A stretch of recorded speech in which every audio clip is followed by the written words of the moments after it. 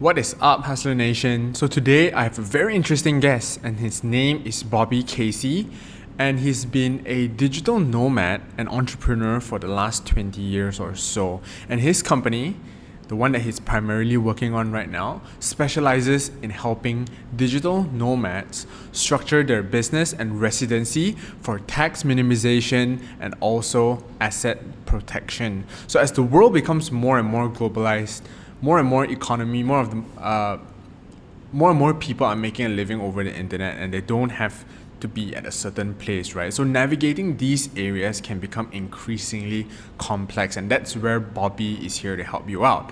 So I would like to just illustrate this one example. So I was speaking to a friend a few days back. He's a Dutch national, so he has a European Union passport, but he incorporated his company in Hong Kong, and he has been living in Kuala Lumpur for the past few years. So does that mean he has to pay tax to the European Union? Does he have to pay tax to Hong Kong or Malaysia? So hustlers, this is a very interesting topic to me because I am considered a location independent entrepreneur myself, right? So most of my income comes from the internet and outside of my home country. So anyways, back to Bobby. Bobby, his story is really interesting. He started, bought, and sold more than a dozen businesses over his lifetime, and he also has a private pilot's license and a motorcycle racer. So he's living long term in 6 different countries and currently have 5 businesses in 4 different countries. So guys, if you're interested in learning more about what Bobby does and how it may help you, stay tuned to the end of this episode if you'd like to learn more about this, okay? Because I hope you find this as interesting as I do. Hey Bobby, pleasure to have you on the show. So why don't we start off, with a little bit of a story about yourself? Okay. Yeah, sure. Thanks for having me, Jeremy. I understand basically your show is a lot about hustling and entrepreneurship. So I guess I have a couple of stories about that. So I've been an entrepreneur my entire life. Basically, I was raised by a dad who he always worked for himself. Like even when I was born, he was a partner in a construction company, and then when I was quite young, he sold out of the partnership and started his own construction company. So during my entire life, my childhood, growing up, everything, there was never this mindset to, this traditional paradigm of go to school, get a good education, get a good job, that sort of thing. I never had that. Like for me, it was always, so when you're old enough, what kind of business do you want to start? What kind of things do you want to do? So it was never like, what kind of job do you want to have? So right. I was fortunate in that my background was really pushing me towards entrepreneurship. And I know not everybody has that, but it's my reality, and I'm very fortunate to have that. So basically my entire life, even as a teenager, I've been, hustling. I started trading stocks and bonds when I was 14. I remember when I was 14 years old or 15 years old, I had a business law class in high school, and my business law teacher, started teaching us about investing and that sort of thing. And I told her, I said, I remember her name was Mrs. Reap. And I told Ms. Reap, I said, hey, yeah, I've been trading stocks for about a year now. And she goes, oh, that's cute, And like she asked me how I was doing, and I showed her like my portfolio, and I made more money than her that year trading. Like she was like, oh my God, that's crazy. Like, how's that possible? So like I was doing, the normal stuff kids do, like mowing yards and, stuff like that. But I started, let's say, my first real business when I was 21. I say real business because all the ones I had started before that, I either just stopped doing or they failed horribly in a ball of fire. Like a couple of ones I started before that just completely imploded. But when I was 21, I started a business that was actually intended to just be a side hustle until I figured something else out better, which I think a lot of times for entrepreneurs, this tends to be kind of the pattern. They start kind of a side hustle, and then the side hustle becomes something, a bit more. But basically, I started assembling bicycles for Walmart. And, you know, if you've ever been into a Walmart store, they're hundreds and hundreds of bicycles in their toy department.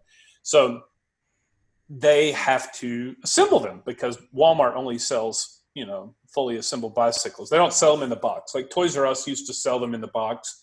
You took them home and assembled it yourself. But Walmart only sells them fully assembled. And so I found out through a very strange way that Walmart outsources all of that to subcontractors, or at the time they did.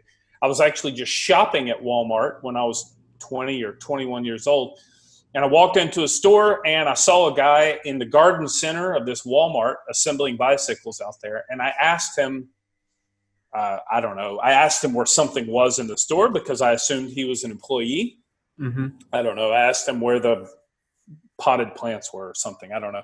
But he told me, he said, yeah, actually, I don't work for Walmart. I'm an outside contractor for Walmart. I only assemble their bicycles. You need to find somebody with the blue vest on, and that's a Walmart employee that can help you. And I said, oh, well, that's interesting. So I started talking to him. I got his phone number. I ended up calling him a few days later.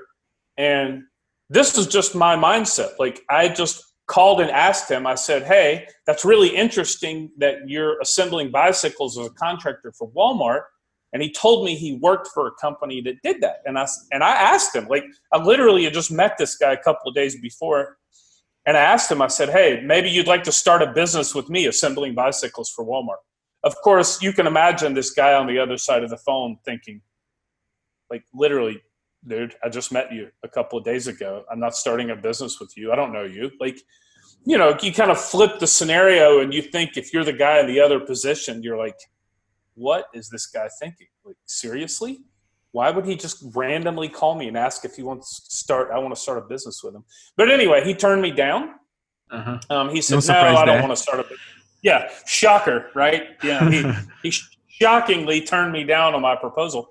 Almost, it's like I was like hitting on him for a date or something, but it was like not hitting on him for a date. I was hitting on him for starting a business together. And so it's kind of like, having a business partnership's like a marriage, right? So it's kind of like I proposed to marry him, in business after a couple of days. But turned out I found the company he worked for. And I called them up like a week or two later and asked them if they were hiring. And they said, well, as a matter of fact, we do, because the guy that works for us in your area just quit. And it turned out it was the guy I had talked to on the phone, or the guy I had met at Walmart and I had talked to. And they said, as a matter of fact, yeah, this guy just quit. We'd love, we're looking for somebody. So I went to work for him, and I kid you not, I went to work for him. I think I worked for this company for 2 months. I swear, I think it was only 2 months. And I decided, like, I could do this better, right? Like, I could totally do this better. And at least it's something as a side hustle I can do to kind of start up better. So I quit after 2 months, and I decided I didn't know anything about this business, how to even get paid from Walmart. And I literally just, and I wasn't making any money. I mean, I'm 20, 21 years old, like barely affording, to eat. Right.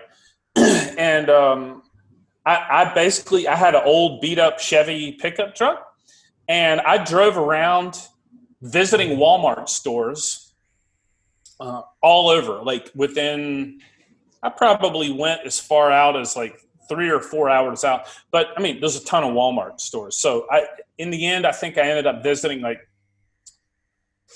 60, 70 stores before I found one that told me, sure, we would hire you as an outside contractor to build our bicycles because, we're having a problem getting them built for the, especially spring and holiday seasons.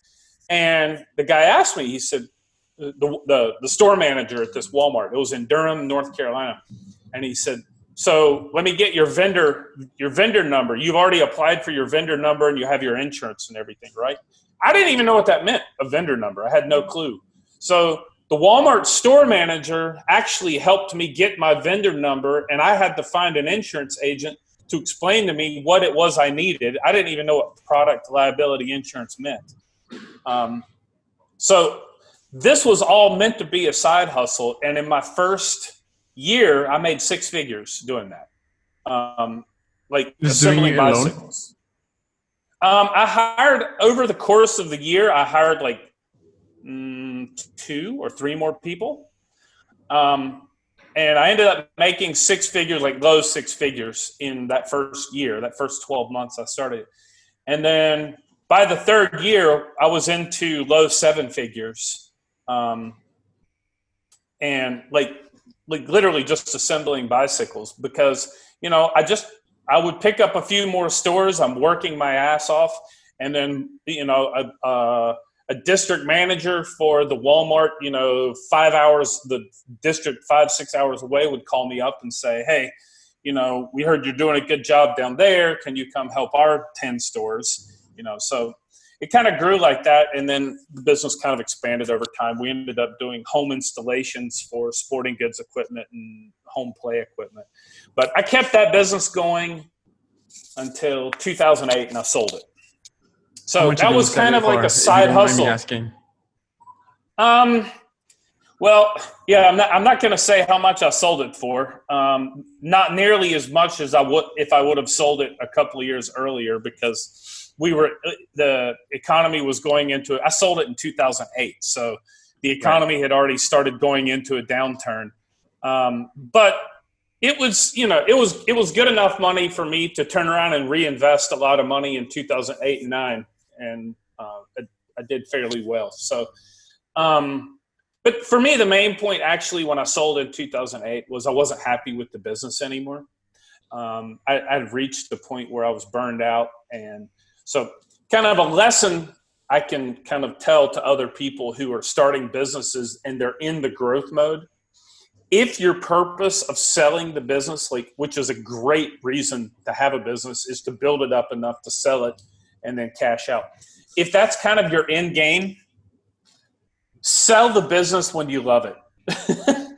Just sell it when you love it. Don't sell it after you hate it. Okay. And what I mean by that is when you love it and you're engaged and you're like, you know, I just so excited to get up in the morning and get to work and get this job done. Right. You're growing, like, and it's exciting when it's growing. You see your revenue every month going up and up and up, and profits are increasing and stuff. Sell it when you love it, when things are going great, because I can't tell you how many times over the years I've seen friends and, you know, clients and stuff like that who wait until, you know, their business is in a complete downfall. I just had a good friend of mine a couple of years ago. She built her business up. She was doing probably $30 million a year. And she kept telling me year after year, she wants to sell. And I say, well, you know, sell it. Just sell it. Why do you keep telling me you want to sell it, but you're not doing it? And it was greed. She got consumed with greed. And she kept telling me, well, if I can get this multiple, if I can get just a little bit more earnings, I'll cash out this much more. So I want to wait 1 more year. And 1 more year became 1 more year, became 1 more year, became 1 more year. And what happened a couple of years ago, her CFO, she found out was embezzling huge amounts of money, and she couldn't recover. She went bankrupt. She lost everything.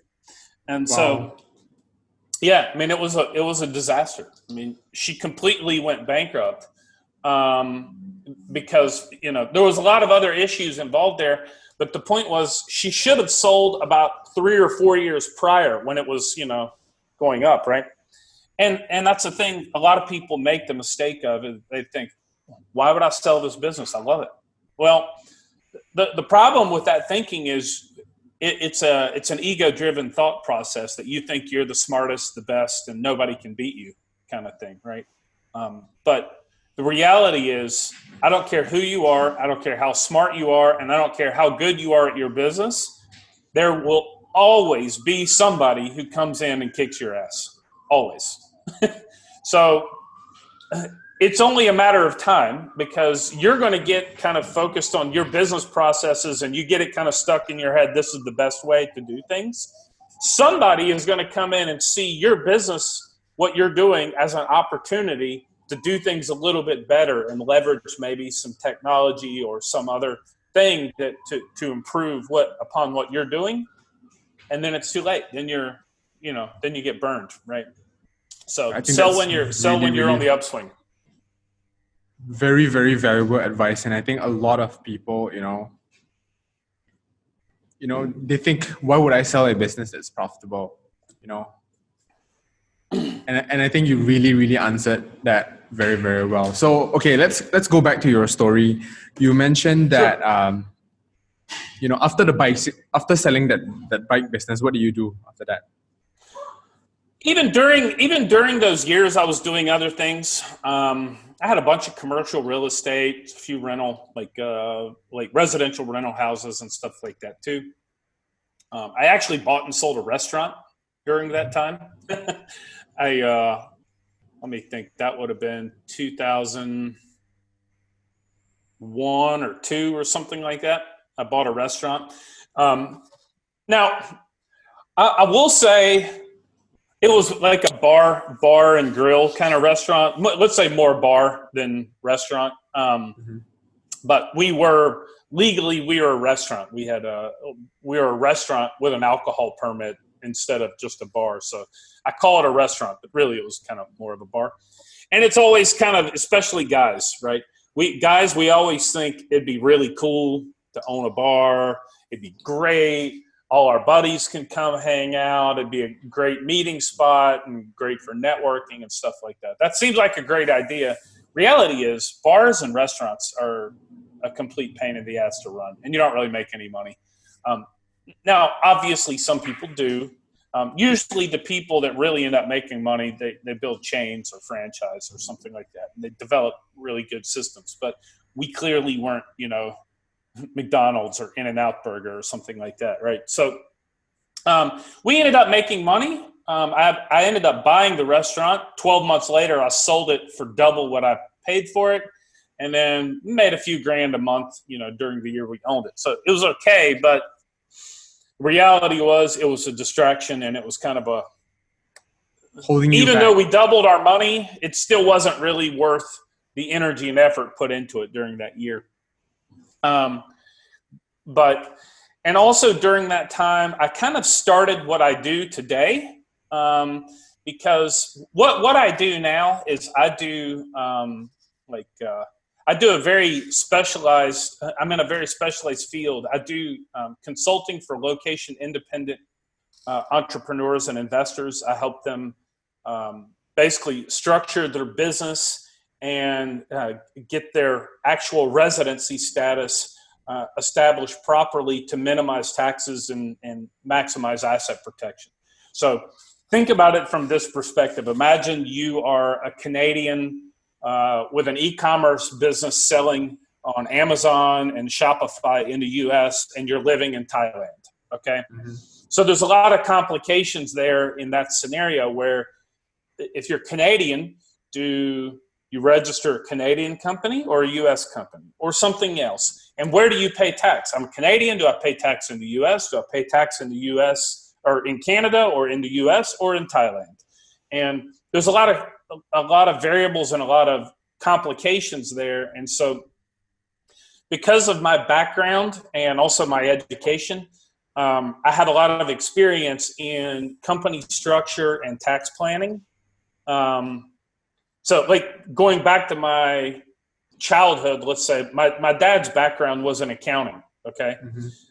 And so, I'm imagine 13, 14 years old sitting at the dinner table and we're talking about, 401ks and ESOP plans and, how to restructure your business for minimizing taxes and, offshoring intellectual property and stuff like that. So these are topics I had as a teenager. And so growing up and, becoming an adult and a business owner, these are topics I became pretty good at. And so I work with a lot of this is primarily what I do is I work with location independent entrepreneurs on the tax and residency planning. And a lot of that involves company structure and residency topics. So during also in the early 2000s, I guess, I started doing this type of consulting for my friends because pretty much everyone I knew was self-employed. I didn't really have friends that had jobs because, none of us could meet for coffee in the middle of the day, right? So I only had friends that had their own businesses, or, self-employed or solopreneurs or freelancers, or they owned a company or something like that. So all of my friends were kind of in the same environment that I was, so to speak. And so I started consulting with them on tax minimization and asset protection strategies. And when I sold my company in 2008, that's what I started doing, more full time. And so that's basically what I'm doing now. I do, and we do a lot of different things around that space. We do a lot of offshore type work, offshore companies, trusts, private interest foundations. We help people with offshore banking and offshore investments, company structure, how to properly structure business, payment processing. We help people establish their residency in jurisdictions where it can minimize their tax burden, stuff like that. And we do that through, I have a membership program and some digital products and consulting. So that's what I'm doing now. Right. So I think that sounds wonderful and very, very interesting because, the world is increasingly more globalized these days. But let's talk about yourself. I don't know if it's too sensitive. We can totally cut this part out. But what about yourself? How do you structure your own businesses, your own residency, and what kind of impact does it have on your, say, taxes and your asset protection?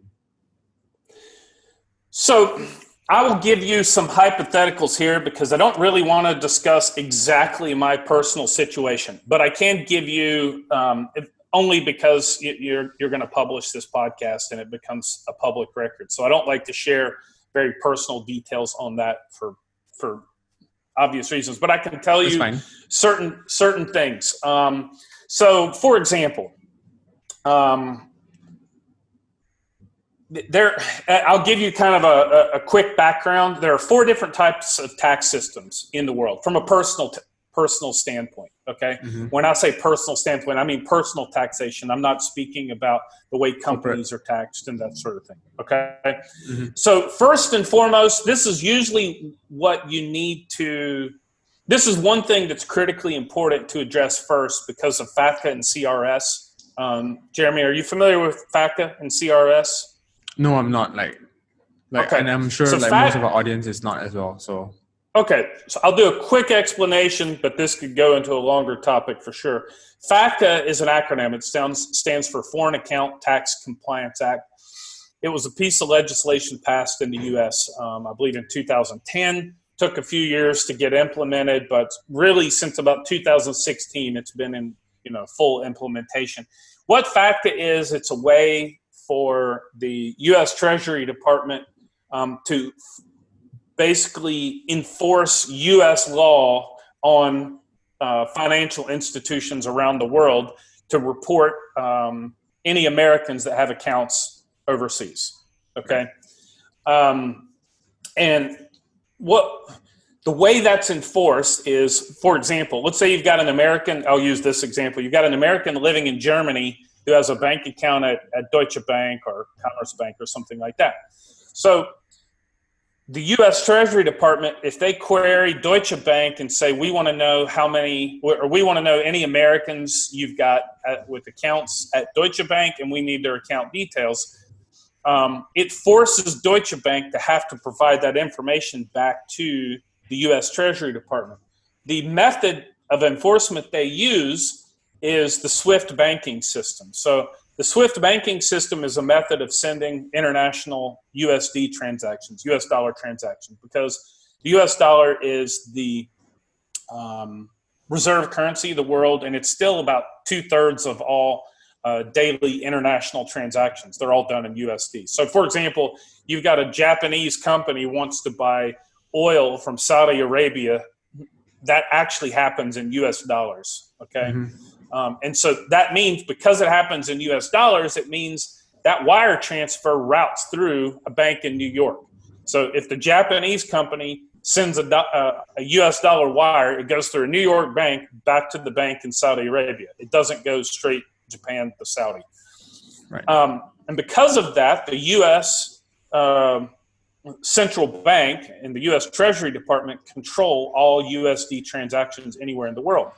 And so the enforcement method is if Deutsche Bank chooses to not be FATCA compliant, meaning they don't report US account holders back to the Treasury, then the enforcement method is one of two things. Basically, either all USD transactions in or out of Deutsche Bank have a 30% withholding, which they can't afford, obviously, or worse, they are completely cut out of the SWIFT banking system, meaning they can't send and receive any money in USD. Okay, so that's FATCA, and that is basically enforcement of basically U.S. banking regulations on the whole world to report Americans back to the U.S. Treasury Department. Okay, CRS stands for Common Reporting Standard. This was passed in 2016, and just in the past few months is getting kind of implemented. Really, in the past, let's say 12 months. This is a directive that it was a cooperative directive passed by the OECD. And you got about 100 countries have signed on to the CRS now. And it's kind of the rest of the world's response to FATCA, okay? Mm-hmm. And basically what it means is if you are, let's say, a Hong Kong citizen living in Italy with a business in the U.S., okay? And you want to go open a personal bank account in, let's say, Estonia, okay? I'm just making a story up, obviously, but you're a Hong Kong citizen living in Italy and you want to go open a personal bank account in Estonia. Estonia has signed on to the CRS directive, so it means that Estonian bank will need to know, they're going to require you to submit information about your tax home, your legal tax home, like where your tax home is. So in this case, is it Hong Kong? So this is the problem. So this is the problem over the past few months is this are you familiar? Probably familiar with the term digital nomad, right? Yeah. Someone like yourself. Yeah. So essentially. Yeah. So digital nomads or location independent entrepreneurs, whatever. Over the past many years, where this has been a growing trend, this demographic of people have liked the idea of being fluid, moving from place to place, maybe living in Thailand for 2 or 3 months, maybe then moving to Bali, then moving to, Mexico or whatever. So they're avoiding actually having a tax home anywhere. Okay.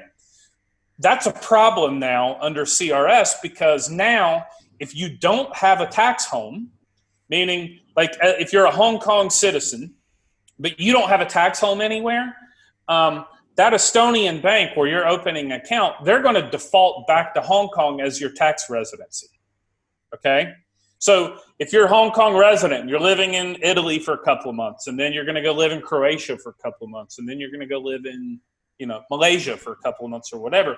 So you're choosing to not have a tax home anywhere, any legal residency and tax home.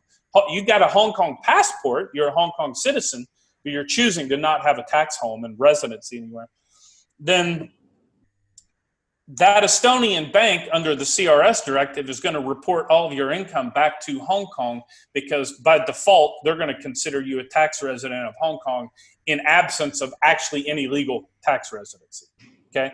Now, where that becomes a problem, it depends on where your citizenship is. So if you were a German, for example, in that same situation, and you're doing the same thing, moving around as a digital nomad, and all of your income is reported back to Germany, well, the German tax is very, very high. Mm-hmm. And if you think you don't owe any money, let's say you're this German and you're living in Southeast Asia, most of the year, maybe South America part of the year, all of a sudden 6 years later, you decide to move back to Germany and spend some time with family or whatever and settle down. All of a sudden now you get a tax bill for a few €100,000 you didn't think you owed because all these banks around the world have been reporting all your income back to Germany, and you could have a big surprise, okay? So basically, this is kind of a problem nowadays. So as a digital nomad, you've got to, it's best to have a tax residency somewhere. Now, going back to my initial topic, you have four different types of tax systems in the world based on personal residency. Okay, you got a tier one country, which is a zero tax. That would be, like a lot of your tax haven islands, territories and countries like BVI or Cayman Islands, Bermuda, Seychelles, Cook Islands, places like that. Those are not ideal if you want to get tax residency. If you're this location independent person, those are not necessarily ideal because they're expensive to get residency. Also, most of them have a big minimum stay requirement. So like Cayman, you got to be in the islands 183 days a year to maintain residency. Well, that's fine if you want to live in Cayman, and Cayman's super expensive also. But if you got the money and you want that Caribbean lifestyle, then that's fine. But if you're wanting to be location independent, Cayman's not a good place to call your tax home because you would lose it, and then the tax authorities will default back to your country of citizenship.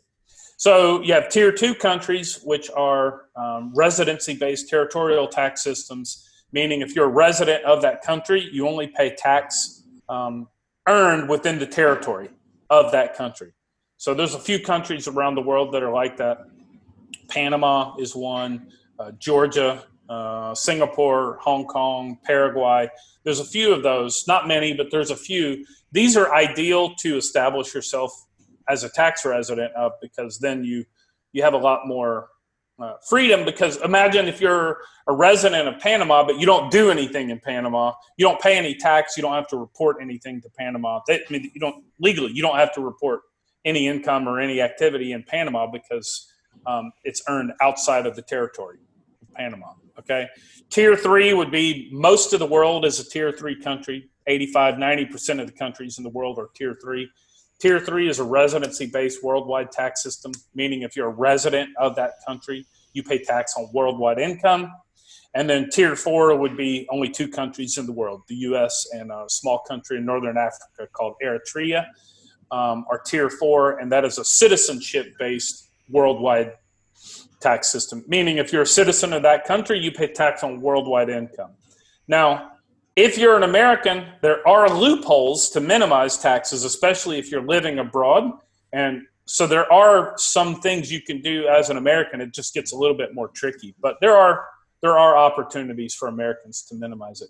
So anyway, you asked me about my situation and some kind of scenarios that might work. So first of all, ideally, you want to have your legal residency in your tax home most likely in a tier two country. For example, Panama, Georgia, Hong Kong, something like that. That would be ideal. You could do tier one, but tier one only works if you really want to spend a lot of your time there. A special opportunity, if you're an American, would be Puerto Rico, which is a U.S. territory, but they have a unique situation for Americans where you can pay almost nothing in tax if you make your residency, Puerto Rico, but you still have some minimum stay requirements, 183 days a year. But Puerto Rico works for Americans if you want to live there at least half the year. But anyways, a tier two country or territory is ideal to have your residency. And then from a business standpoint, structuring your business, it a lot depends on your business, how you want to get paid, how where your clients are, what currency you're getting paid in, stuff like that. So I tell most of my e-commerce clients, most of them, we register their company in the U.S., American or not. Most e-commerce clients, we register the company in the U.S. The reason being is the U.S. is typically, it gives you the easiest solution for e-commerce because it's easy to get merchant accounts, Stripe, PayPal, banking, and that sort of thing. Even if you're a non-resident, even if you're a non-U.S. person, non-resident, non-citizen, It's usually the easiest solution there. Now, we might have a more complex structure on the back end. Like we might have a pure offshore company as the parent company of that U.S. company, so that all the profit flows through to the offshore jurisdiction.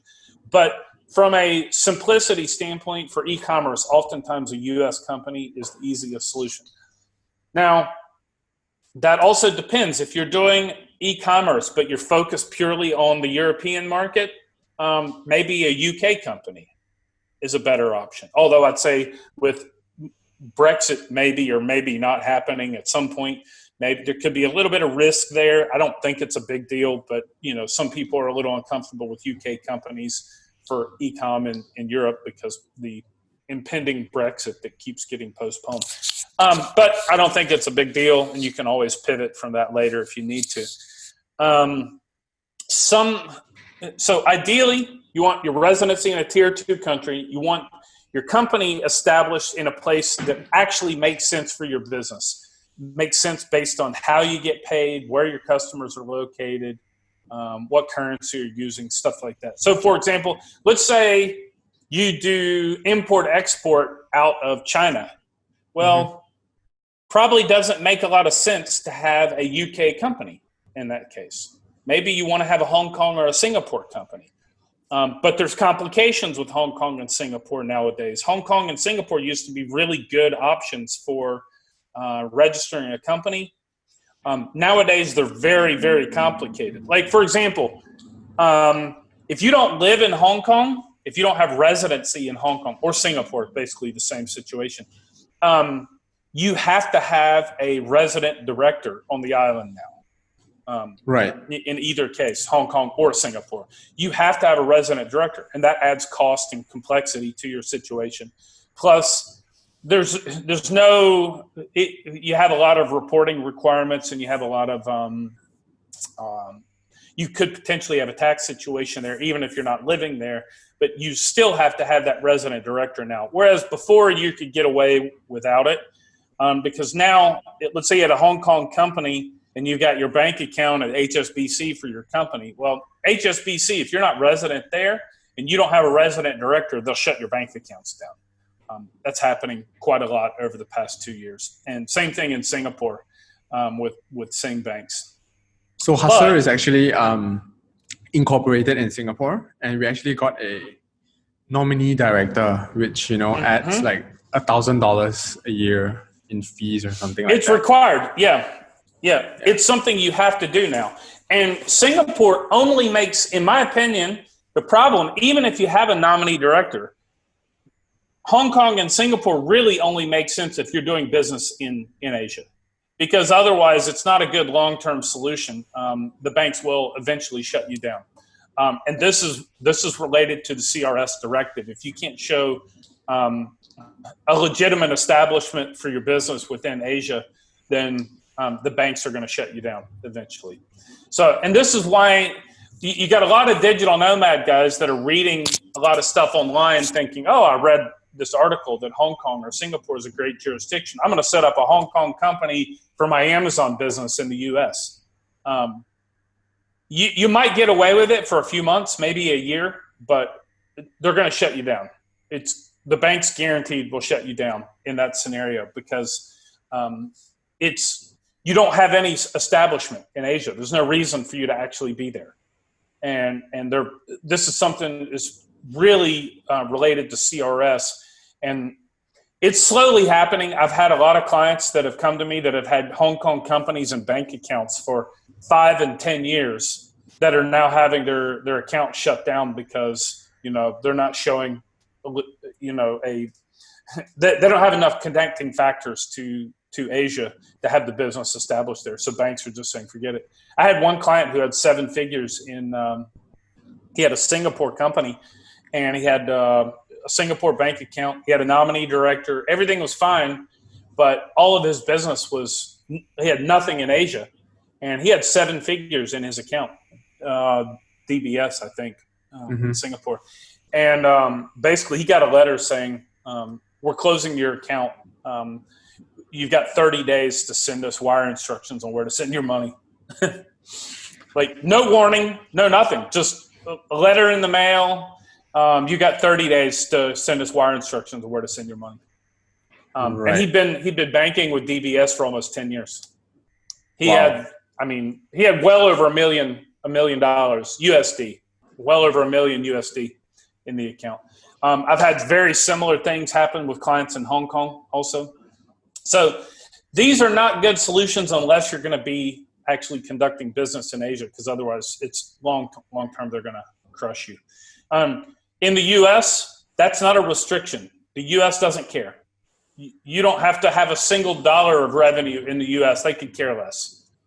You can use the company and the banking there. You can have merchant accounts there, Stripe, PayPal, whatever. Not an issue.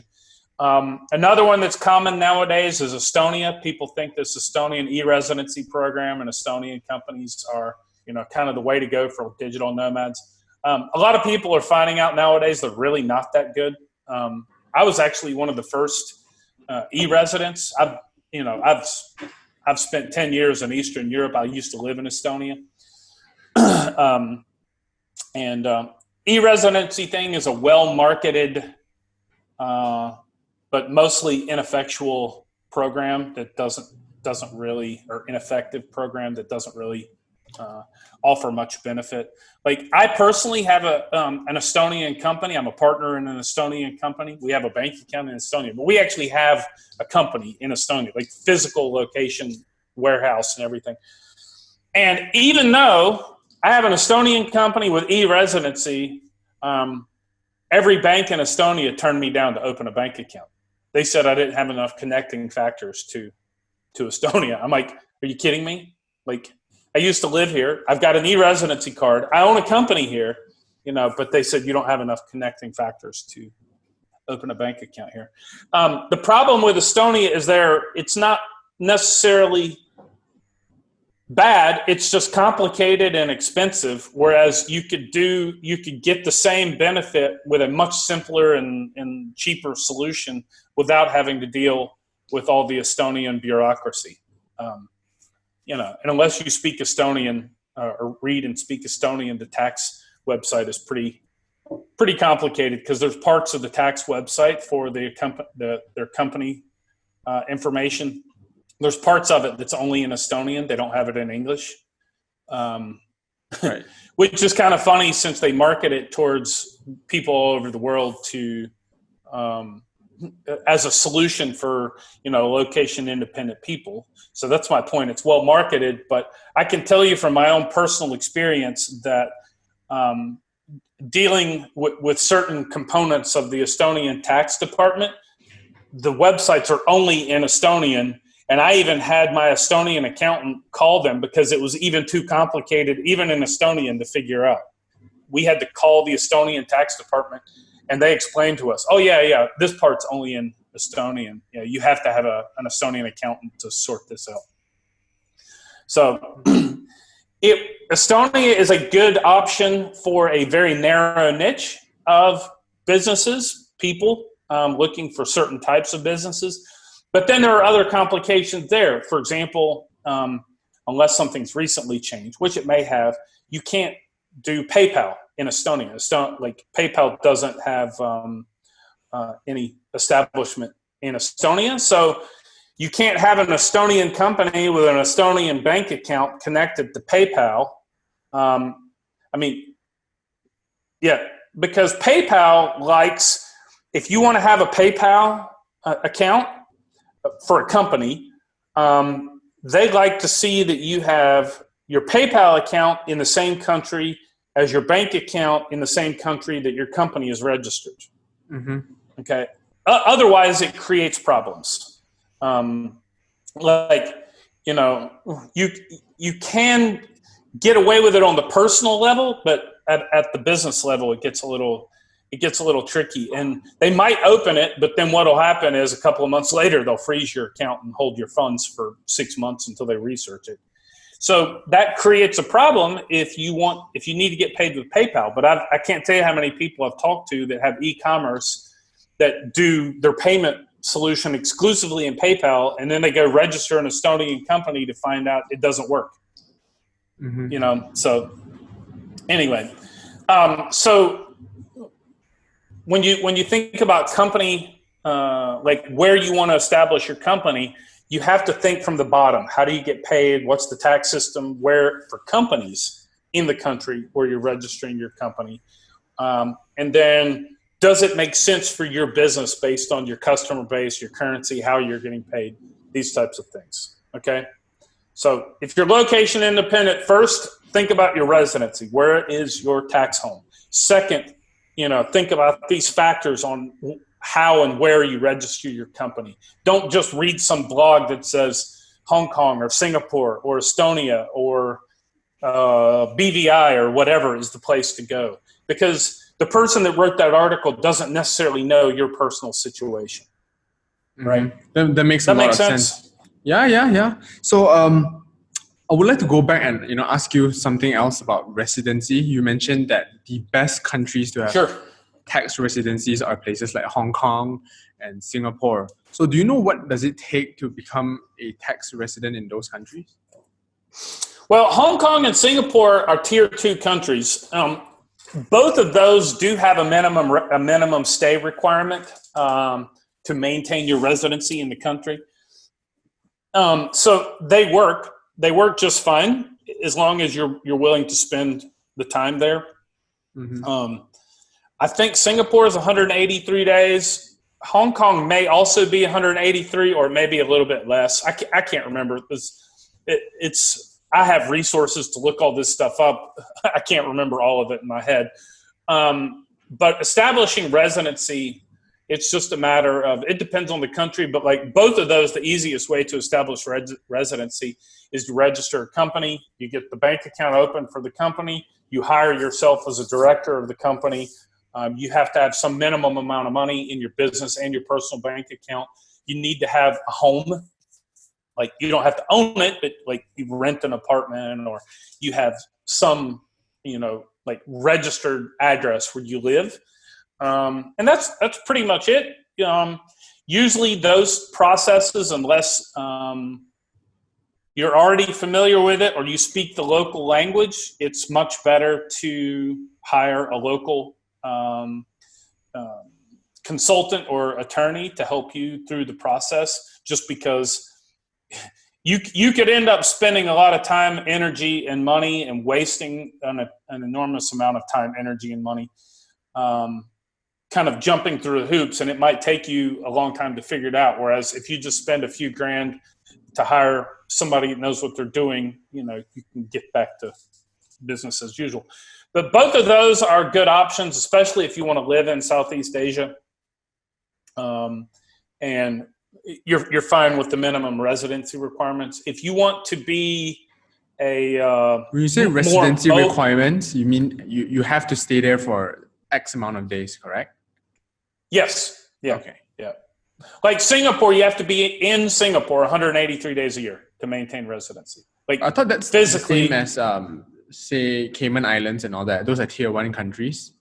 So it's actually the same amount of days approximately. It's about the same. Yeah. Cayman's going to be a whole lot more expensive to get residency than Hong Kong. Like you might pay a couple of $3,000, $4,000, $5,000 to an attorney to walk you through the process and the filing fees and stuff. Cayman, you're going to spend at least 20. Right.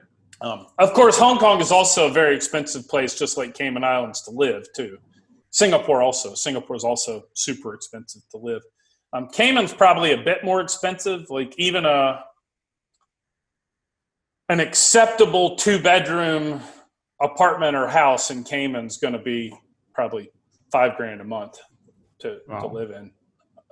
I say acceptable. I'm not talking about something like beachfront villa, beautiful, everything. I'm talking like something you would consider acceptable to live in. You're talking beachfront, way more expensive in Cayman. It's just an expensive place to live. But yes, those tier 2 countries, like a lot of your tier 2, most countries have a minimum stay requirement. There's only a few that don't have a minimum stay. The only 3 that I know about are Panama, Georgia, and Paraguay. Panama, Georgia, and Paraguay. Actually, let me clarify this. Paraguay doesn't have any official minimum stay requirement. However, if you don't spend time, a certain amount of time in Paraguay every year, let's say you get a 5-year permanent residence card in Paraguay, and you don't spend, you just go there, you get the permanent residence card, and you never come back, they probably will not renew your permanent residency card at the end of the 5 years. Because if you didn't show any connection whatsoever to the country, they're going to know that, because they're going to see with immigration records that you've never had your passport stamped again in 5 years, okay? But if you just do, once a year, you go back for a week or two or a month or, some minimum amount of time each year, they'll renew it. But there's no, in their law, there's no hard and fast rule that says you have to be there a minimum number of days. It's more subjective there. In Panama, they do have a clear rule, but it's only, you have to be there 1 day every 2 years to maintain your residency. So Panama is the one that has very clear rules, and it's very easy to meet the requirement. The only thing with Panama for people that are looking to get a second passport and they're trying to go through the naturalization process in Panama as a resident, and they'd like to, after they have the permanent residency for a minimum amount of time, to get that passport, second citizenship, second passport in Panama, they will never give you the citizenship and the second passport if you don't spend a reasonable amount of time in the country during your residency period. Now, again, it's subjective. There's no hard and fast rules to guarantee you minimum amount of time to get that citizenship. If you do your minimum 1 day every other year in Panama, you will definitely get your permanent residency renewed, because it's very clear in their laws. But as far as citizenship goes, my legal team there, we have our own legal team there because we help people do it in Panama. But my legal team tells me that during your last 2 years before you apply for citizenship, you need to be in the country at least half the year for citizenship if you want to apply for citizenship. Half out of 2 years? Or? Half out of your final 2 years. So with Panama, it takes about a year to get permanent residency done. So let's say you came to me as a client and say, I want to do residency in Panama. That's where I want to establish my tax home. So you're going to have to go there. Either you're going to have to go there for 2 or 3 visits, or you're going to have to go there and stay for about a month or two. Some people are fine. I'll just go and stay for a month or two. I can live anywhere anyway. So some people say, well, I don't really want to be in Panama. I got other things to do. So they go there for, the 2 or 3 visits necessary to get it done. But one way or another, it takes about a 2-month period, and then you'll end up getting your temporary residence card. That temporary residence card is good for 1 year. Within that 1 year period, they will issue you your permanent residence card and your cedula. Cedula is like your ID card. Mm-hmm. They'll issue your permanent residence card and your cedula. That will take between 6 and 12 months total time. But let's say 12 months. You get your permanent residence card. From the moment you get your permanent residence card, after 5 years, you can apply for citizenship.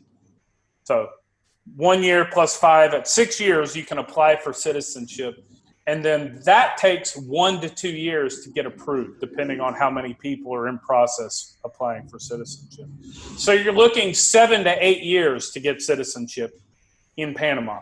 But during that 5-year period of your permanent residency, the final 2 years of that 5-year period, you need to spend about half the year in Panama if you want to get that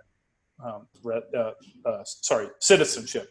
So during that final 2 years, leading up to the moment you go do your citizenship application, you need to show that you have significant connection there. You got a place, you got an apartment or house there, you got bank accounts there, you got a doctor there, a gym membership, a dentist, you need to show these types of things to show the connecting factors. And of course, you need to speak Spanish because the citizenship test is all in Spanish. Oh, wow. But So you'll have to learn. Spanish is pretty easy. So at the end of 5 years or 6 years, including your first year, you can apply for citizenship. Now, after that, if you want to leave, you can, because you're really just waiting on the phone call that says you've been approved. Okay. Right. So anyway, that's the process. And then Georgia is another interesting option because Georgia, you can get residency, and they don't have any clear rules on how many days you have to be in the country to maintain permanent residency. However, a couple of years ago, they were getting a lot of immigrants from like the Middle East, especially like Syria. And so they made it much more difficult a couple of years ago to get permanent residency now, because they were trying to slow down the immigration, like the numbers of immigration. So now with Georgia, they'll give you a temporary residence card that's good for either 6 months or 1 year. During that first period, 6 months or 1 year, you need to make Georgia your home base. That doesn't mean you need to physically be there, but you at least need to have a home, that you're renting a house or an apartment or something. You need to have your personal bank account. You need to show some activity during that temporary residency period. Once let's say you had a 6-month residence permit in Georgia. At the end of 6 months, if you can show you spent a good amount of time in Georgia, you've got an apartment there, you've got some activity on your bank account, maybe you've been to the dentist, you got a gym membership or something like that. At the end of 6 months, then they'll give you your permanent residence card, which is good for 5 years. During that period, there's no minimum stay requirement, but kind of like Paraguay, if you don't spend a little bit of time there, they probably won't renew your permanent residence card at the end of that 5-year period if you don't have some time in the country. But I like Georgia. Georgia's a cool place to spend some time anyway. So right. Yeah. Does that answer your question about the residency stuff? Yes, it does. I mean, like you go into a lot of depth, a lot of stuff that I didn't know about, and I'm pretty sure that our audience didn't know about as well. So, Bobby, one last question for you before we end this podcast, and this is for our listeners that are new entrepreneurs. So, something more generic, if someone wanted, just in general, as an entrepreneur, if someone wanted to start a business today, what kind of advice would you give them? What kind of advice would I give to a new entrepreneur? Value. Don't chase the money, chase the value. And this is probably the biggest mistake young and old entrepreneurs make, is chasing money. We get too focused on, I have to, my bills are this much, I have to make this amount of money, I really want to become a millionaire, I want to become a decamillionaire, or whatever your goal is. We get too focused on the number, on the money. The money will never come if you're focused on the money. That's the issue. That's the problem. You will never ever make the money if all you care about is the money, because money doesn't love you. Money doesn't give a shit about you, right? You're not doing anything if all you care about is the money. What you've got to really focus on is providing value. Find something where you can provide value to the marketplace, whether it is an existing product that you can add value to that product, or you can add value to the supply chain of that product, or you can, one thing I see, people take an existing product, but then they add a component to that with information. Like they have some product and they add they wrap it around some info products as well. So they take the physical product and wrap info products around it, if that makes sense. People do, I've seen that a lot. People find an underserved market where there's a problem there. There's maybe a customer service issue there, something you can utilize technology to improve a process with. I don't like the idea of reinventing the wheel. The problem with reinventing the wheel, if you're trying to create a new marketplace of something that doesn't exist, is there's also no market for it, right? You might find some new product that you think is the best thing since sliced bread, but and it may be the greatest thing ever, but you know, you've got to look at history, like you know, search engines, right? Netscape is dead. They weren't even the first one. I forget which is the first search engine, but you know, like Google came along and crushed everybody. They weren't. I don't even think they were one of the first 10 search engines that came around, right?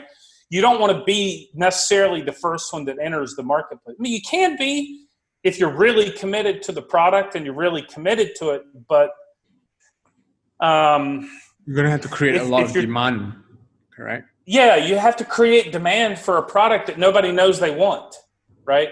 Like, you know, if I find some electronic gadget that I know people already want, but I can make it a better product or in add some additional value to the delivery of that product or do it better, faster, cheaper, something like that, I'm serving a market that already exists and improving something else, you know, or a service. You know, you're like, I would also, you know, well, I'm changing topics a little bit, but the other thing I have seen a ton of, especially in the digital nomad space, and it drives me crazy, is there are way too many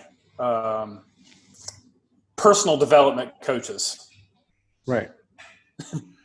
Like, I can't tell you how many people, and I'm sure you've seen it too. There are so many people out there. They're performance coaches, personal development coaches, health coaches. I mean, it's a good thing that you can do, like, from your computer and Skype and Zoom, and you know, it's a digital product you can offer, but you know, that market is so ridiculous. You may be the best performance coach on the planet, but you're going to be competing with a million other people too. So that stuff is going to, if you're going to be any type of coach or consultant in that space, you better find a narrow niche, because otherwise you're competing in red water. If you've ever heard that term before, you're competing in red water. Ocean. Shark infested water. Yeah. Blue ocean strategy, right? Yep. So you're competing in red water. The sharks are already, you know, been feeding in that water. So, yep, that's probably the thing I could share is basically, and just find a way to add value. And sorry, I know I'm going off, but I'll add one more thing. Don't chase your passion. That's stupid. Nobody ever makes money chasing their passion. Find where you can add value.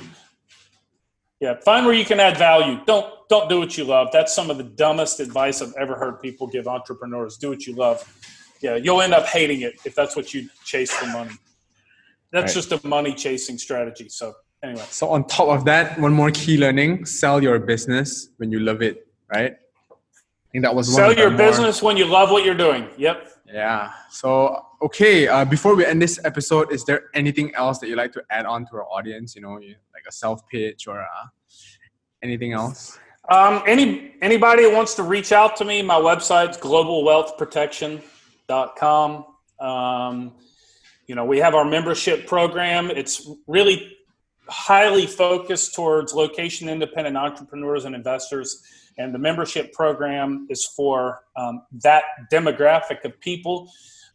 Within the program, we have tons of content in there, written content, video presentations, audio presentations about internationalization strategies, how to internationalize your business, how to internationalize your wealth, internationalize your life.